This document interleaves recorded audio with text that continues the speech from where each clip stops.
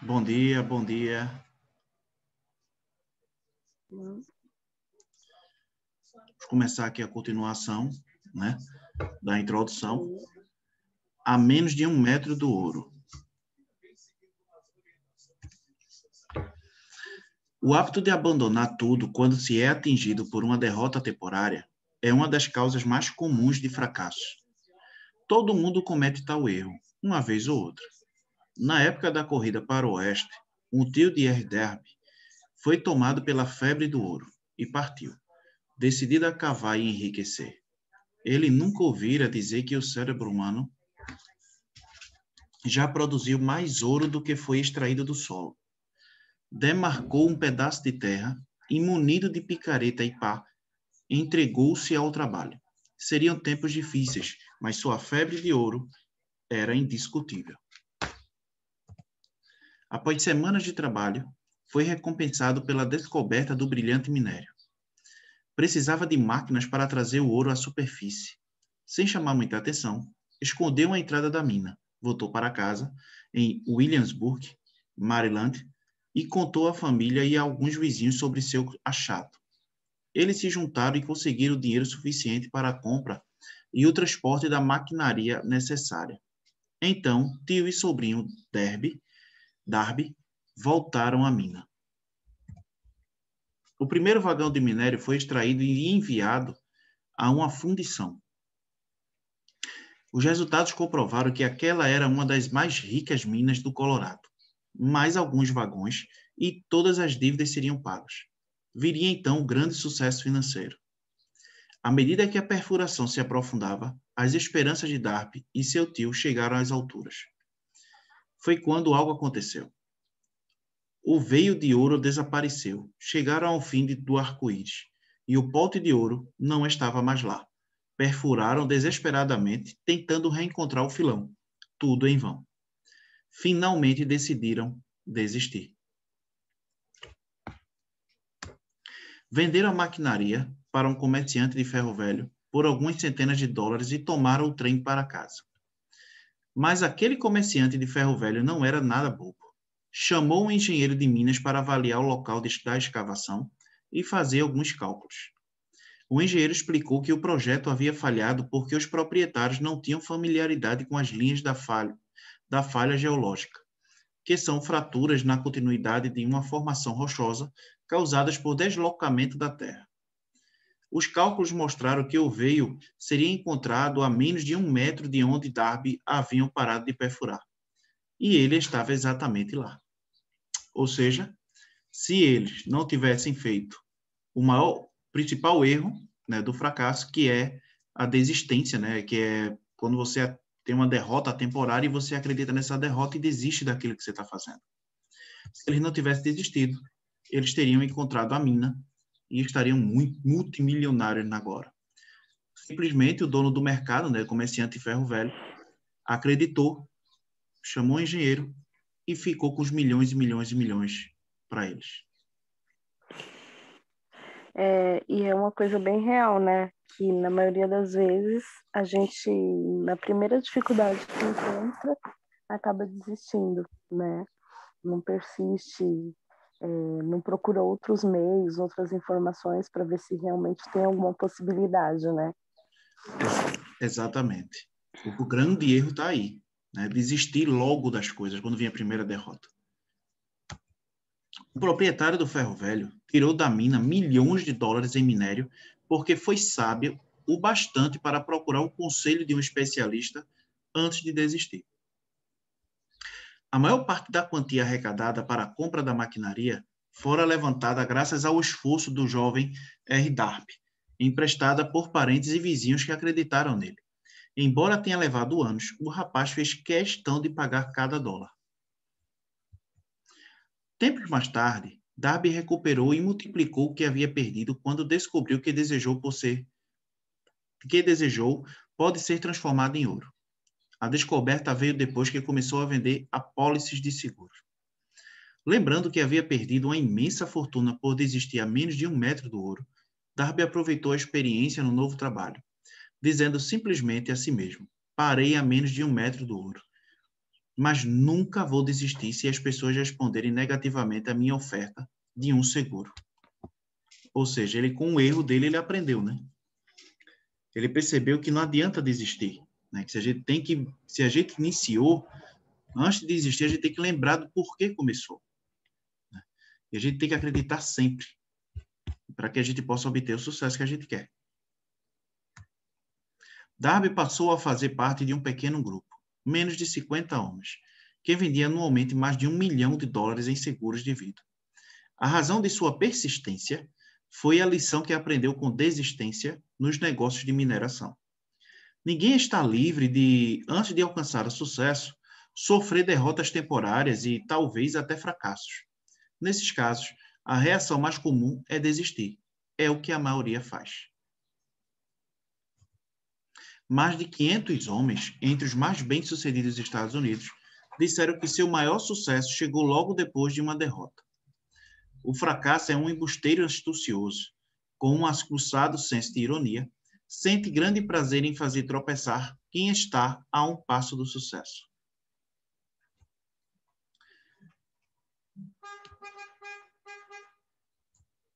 Uma lição de persistências pelo preço de 50 centavos. Pouco depois de Darby receber seu diploma da Escola da Vida e decidir aproveitar a experiência adquirida nos negócios de mineração, teve a boa sorte de estar presente na ocasião em que lhe foi provado que nem sempre um não é uma negativa.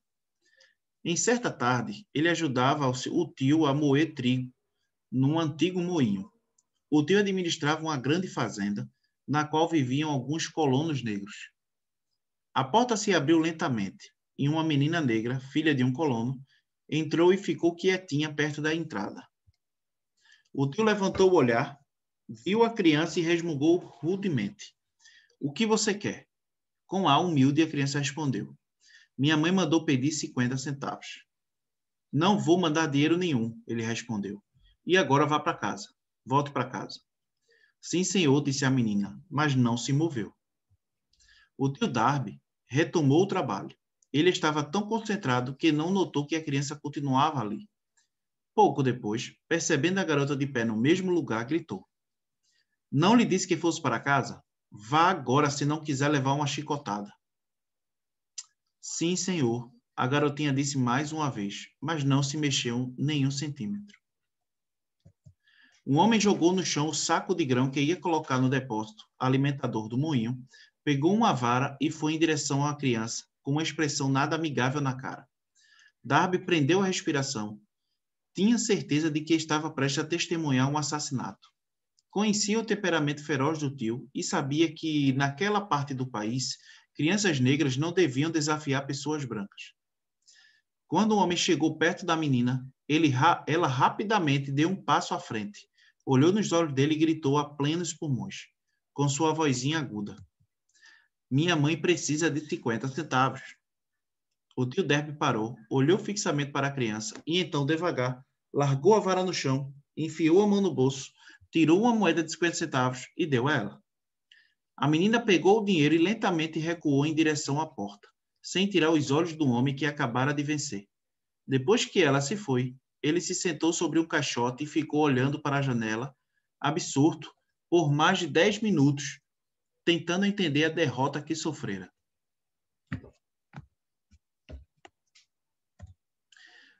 Darby também pensava sobre o acontecido. Era a primeira vez que via uma criança negra dominar deliberadamente uma pessoa branca e adulta. Como conseguira?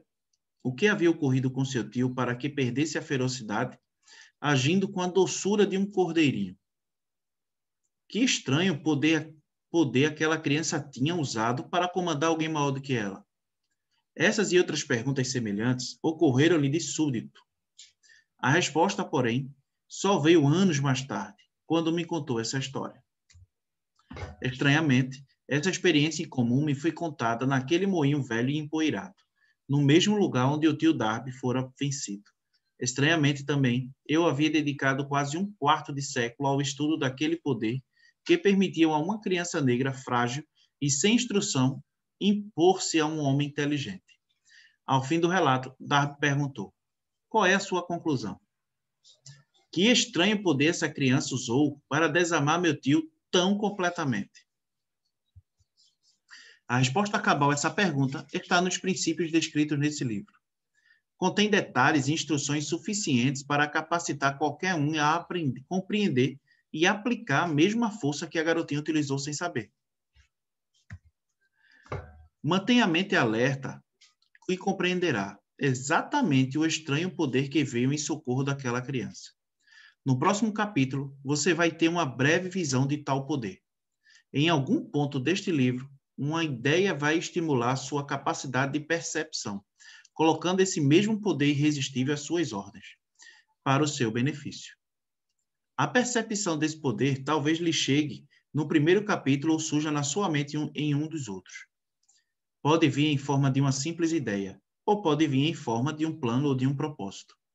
Pode ainda remeter você a experiências passadas de fracasso ou derrota, trazendo alguma lição que lhe permita recuperar o que perdeu.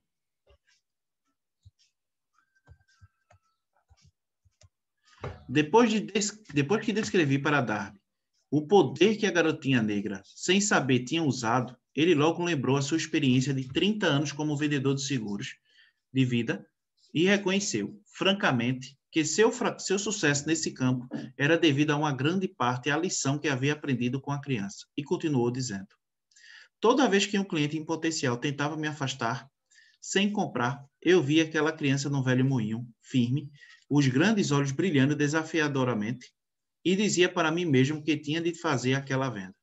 Minhas melhores vendas foram feitas depois de ouvir um não. Darby se lembrou também do erro cometido ao desistir a menos de 1 metro do ouro, mas disse: aquela experiência foi uma bênção disfarçada. Ensinou-me a manter a persistência, por mais difícil que seja o caminho.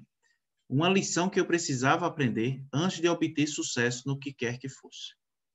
A história de Darby e de seu tio, a de Mina de Ouro e a da Menina Negra, serão lidas por centenas de vendedores de seguros de vida.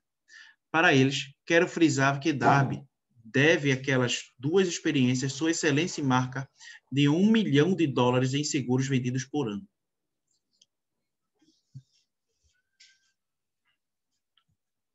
Ou seja, né, ele não olhou o lado de ter perdido milhões e milhões de dólares em ouro na mina, né, para o dono do ferro velho. Ele não olhou para esse lado e ficou se lamentando. Pelo contrário, ele aprendeu com o erro. E ele viu que se desistir, ele pode estar desistindo de algo que pode trazer muitos benefícios para ele. Ele, além de aprender com essa parte da mina que ele perdeu, ele também aprendeu com a menina. Né? A menina persistiu, a menina acreditou que ele daria. A menina em nenhum momento tirou a confiança e ficou com medo de ser repreendido ou de apanhar dele. A menina simplesmente estava disposta a conquistar os 50 centavos, acreditou e enfrentou ele mesmo sabendo que não tinha força. Mas ela estava ali disposta a só sair dali com os 50 centavos.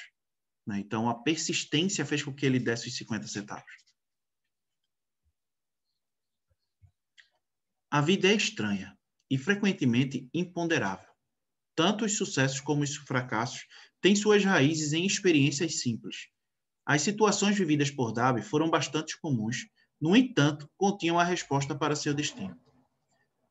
Por isso, foram tão importantes para ele, né, quanto a própria vida. Darby só aproveitou as duas experiências porque as analisou e tirou delas uma lição.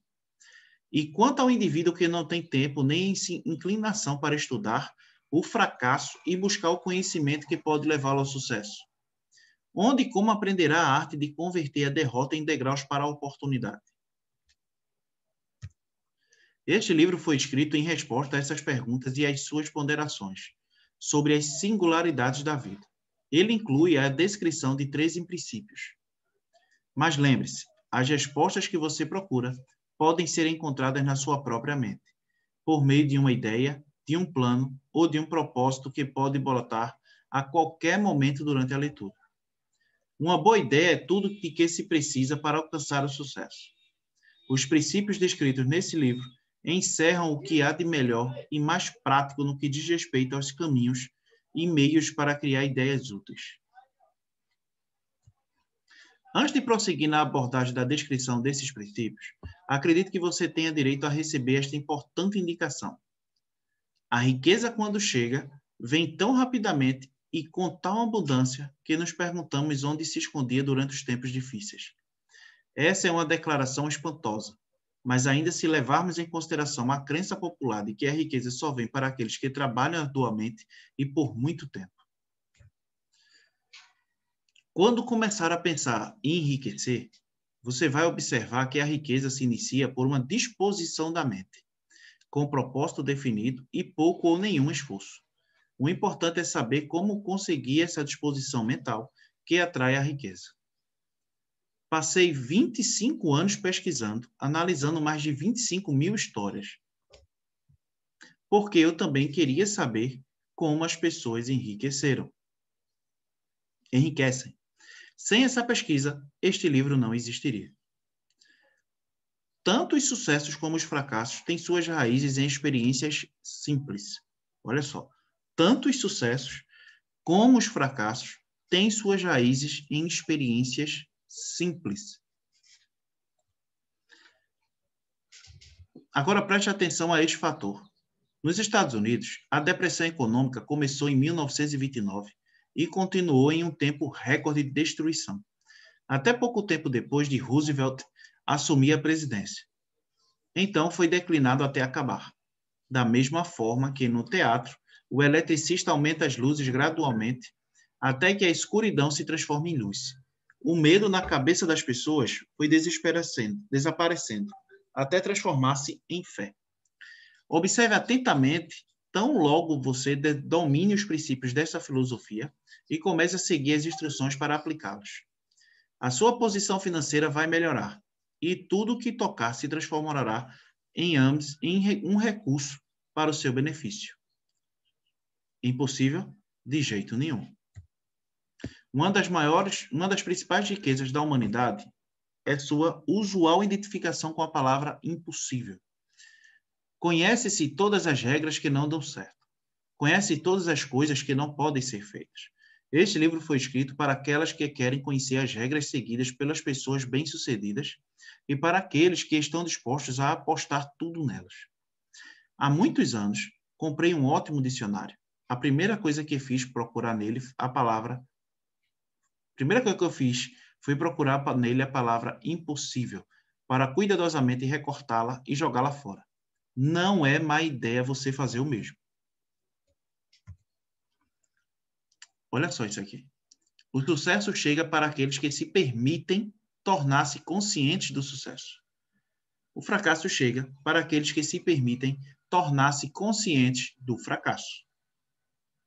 O objetivo deste livro é ajudar aqueles que buscam aprender a arte de trocar em sua mente a consciência do fracasso pela consciência do sucesso. Outra fraqueza encontrada frequentemente nas pessoas é o hábito de medir tudo e todos pelas próprias opiniões e crenças. Talvez alguns, ao lerem essas palavras, ainda não acreditem que alguém possa pensar em enriquecer. Eles não conseguem pensar em termos de riqueza, porque seus hábitos mentais estão imersos em pobreza, carência, miséria, fracasso e derrota.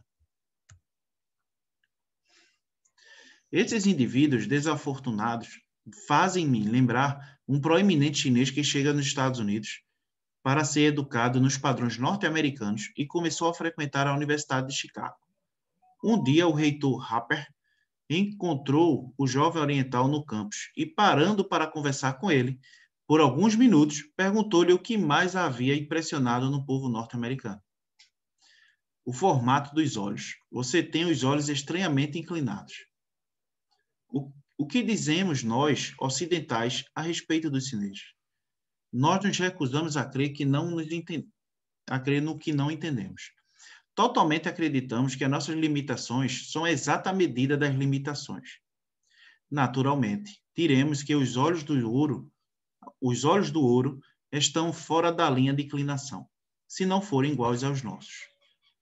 Milhões de pessoas apreciam as realizações de Henry Ford e o invejam por sua grande fortuna, ou sua sorte, ou seu gênio, ou seja lá o que aqui atribuam a sua riqueza.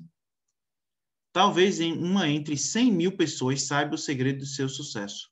Porém, os que o sabem muito são muito discretos ou preferem não comentar.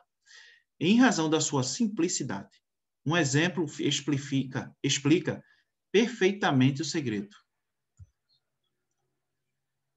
Há muitos anos, quando Henry Ford decidiu produzir o famoso motor V8, escolheu construir uma máquina com um modelo inteiro de 8 cilindros num só bloco e instruiu seus engenheiros a elaborar o design do projeto.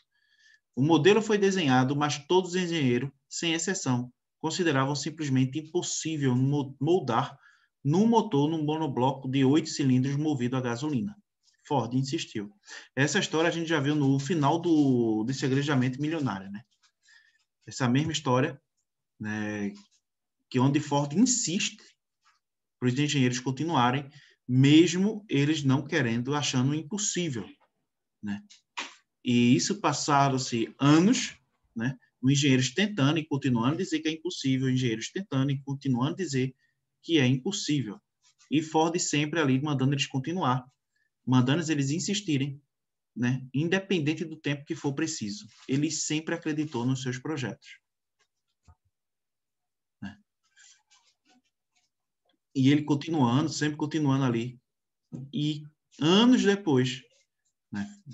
A mágica sempre aconteceu e o segredo, né, foi descoberto e Ford venceu mais uma.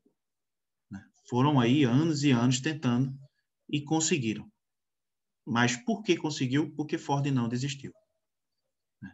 Você vê que repara que o estudo de hoje vem falando muito em não desistir, né, e persistência. Todas as histórias que o livro vem contando, nessa parte da introdução, é sempre mostrando exemplos de pessoas que não desistiram e conseguiram conquistar aquilo que queriam. Talvez o relato não contenha todos os detalhes da história, mas, no geral, foi isso mesmo que aconteceu.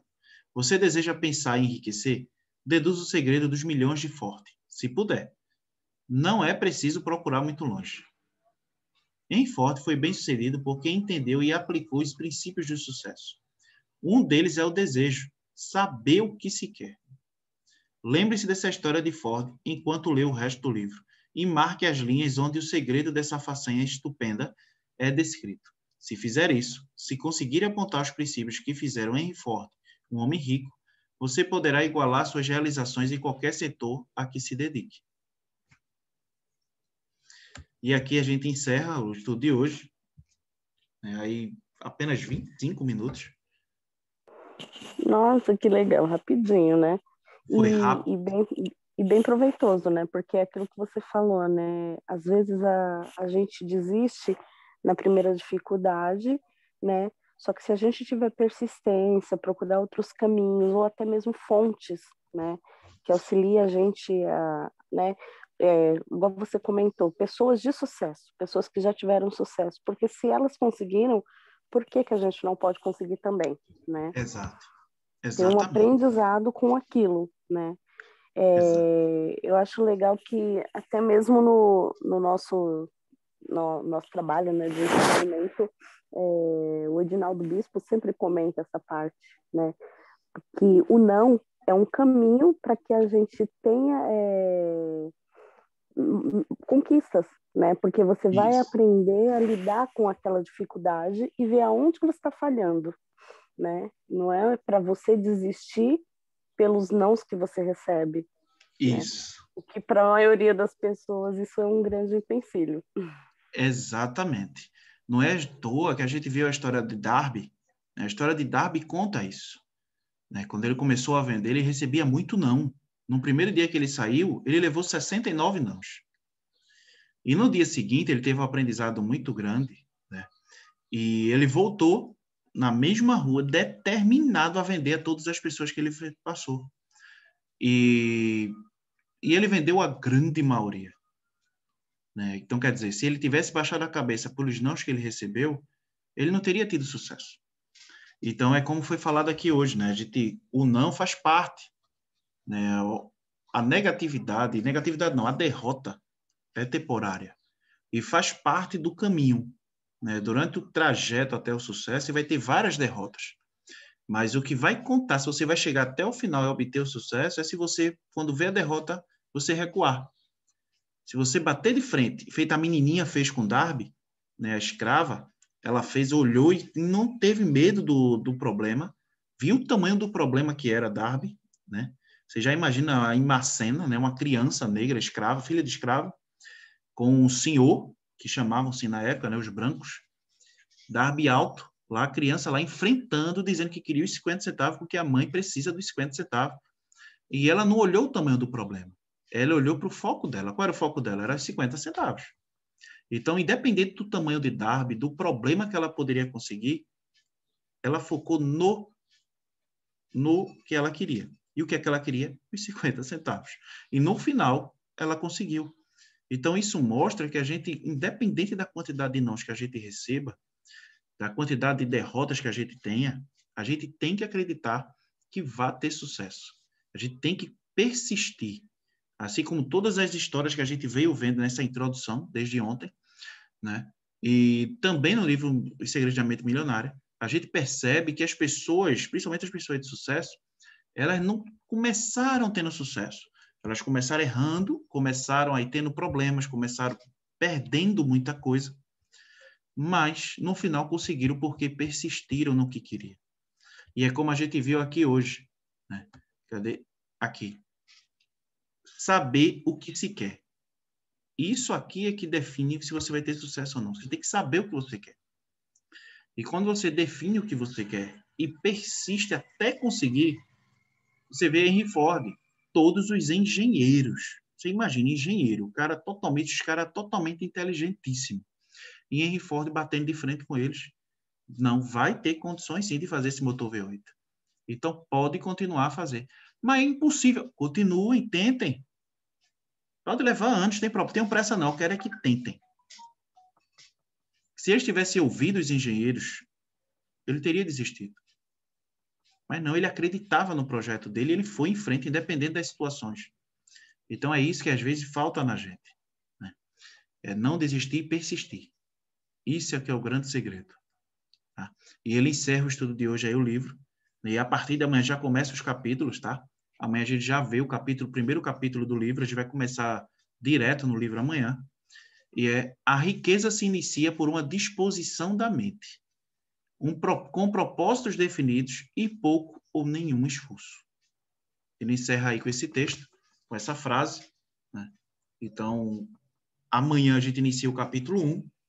Tá? Então, hoje o estudo foi bem rapidinho, mas como você falou, né, foi rápido, porém muito edificante, porque foi um aprendizado grande, né? Apesar do curto estudo, mas foi um aprendizado muito bom e grande, né?